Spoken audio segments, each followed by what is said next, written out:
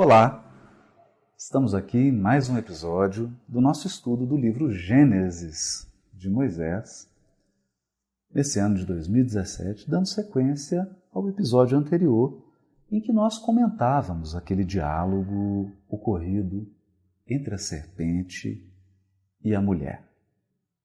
Retomando alguns pontos, nós estamos aqui utilizando a tradução da Bíblia de Jerusalém, porque ela possui algumas notas interessantes, ela faz algumas referências a outros textos bíblicos. Embora ela apresente alguns aspectos problemáticos com relação à tradução do hebraico, naquilo em que tiver uma dificuldade, nós vamos complementando com o próprio texto hebraico do original e vamos fazendo algumas observações. Por isso, ao longo dos episódios, algumas palavras nós vamos tomar o significado delas no grego, no hebraico, que é o original do Velho Testamento. Vamos trazer a tradição judaica para nos ajudar. Ou seja, o nosso estudo ele tenta abrir caminhos para uma melhor compreensão do texto, não ficando restrito a uma única tradução. A gente sempre comenta isso. É muito perigoso depender de uma única tradução. Aqui, por questão de praticidade, nós utilizamos a Bíblia de Jerusalém, mas, na verdade, usamos também a Bíblia do Peregrino, utilizamos João Ferreira de Almeida, Revista e Corrigida, utilizamos traduções da própria comunidade hebraica e texto da Interlinear, editado pela CPAD, várias edições, várias traduções são utilizadas nesse nosso estudo. E aqui nós comentávamos no episódio anterior sobre o significado da serpente. A serpente, a partir desse texto básico do capítulo 3, ela vai reaparecer em diversas épocas, em diversos episódios, mas modificada. Por exemplo, na tradição apocalíptica, que é a literatura que fica no período intertestamentário, entre o Velho e o Novo Testamento, quase 200 anos nós tivemos um hiato do último profeta até os textos do Novo Testamento, nesse ato produziu-se uma literatura chamada de apocalíptica. Na apocalíptica, a serpente vai aparecer como dragão.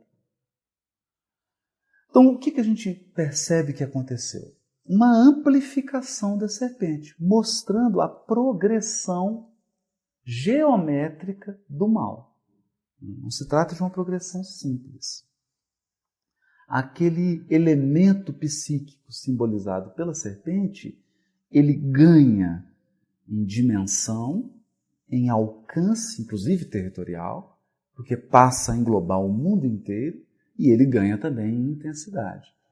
Então é uma serpente muito mais astuta, é uma serpente com mais técnica, com mais ardil, com mais estratégia, mais sofisticada do que essa que aparece aqui no texto original de Gênesis, que é a primeira vez em que ela ocorre.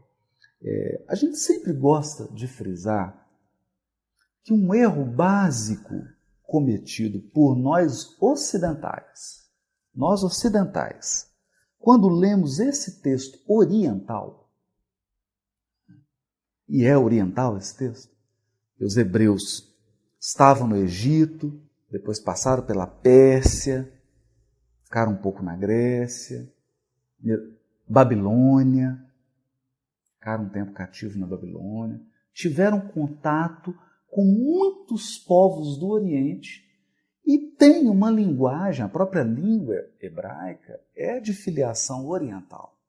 Então, o modo de pensar do hebreu é muito diferente do nosso modo de pensar. Quando eles utilizam um símbolo, eles estão querendo captar um elemento essencial do símbolo, mas nós não podemos exagerar no símbolo. Então, vou dar um exemplo. Você não é que não pode, né? A gente deve evitar. Você vai examinar aqui a serpente. Aí você começa a ficar pensando na cor da serpente. se ela tem língua ou se ela não tem língua. Se a língua dela é fendida ou se não é fendida. Isso é relevante para o texto? Parece-nos que não. O que o autor bíblico quis evocar da serpente? Essa é a pergunta que nós devemos fazer. Quando ele coloca uma serpente para simbolizar o elemento tentador, aquele elemento psíquico que vai confundir, que vai derrubar, que vai ativar em nós um conteúdo de ignorância ou de inferioridade moral, por que escolheu para simbolizar esse elemento psíquico a serpente? O próprio texto vai dizer, porque ela rasteja, porque ela é sutil, ela se esconde. A serpente não fica às claras, ela está sempre escondida, ela está sempre se ocultando, ela sempre está agindo na reação. Na reação. Ela espera primeiro uma ação e ela reage. Ela sempre pega por trás, pelo calcanhar, de soslaio. Essa é a característica da serpente. Por isso a palavra básica utilizada aqui, astuta. E astúcia é isso. Astúcia é uma coisa que não é feita às claras.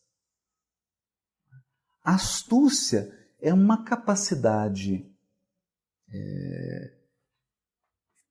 não muito elogiável, que certas pessoas têm, de ocultar, de manipular, de lidar.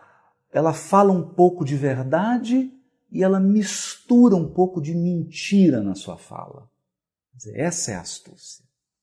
Então você fica confuso, porque a pessoa está dizendo a verdade, mas ela também está dizendo mentira.